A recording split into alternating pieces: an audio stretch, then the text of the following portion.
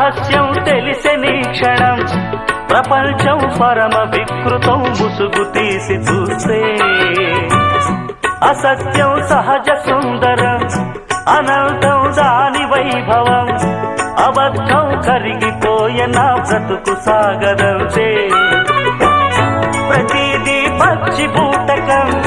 నిజం ఒక నిత్య నాటకం మనస్సొక పాడు కీటకం ఇదేరా అసలు కీలకం వ్యాపారం వ్యవహారం సంసారం శృంగారం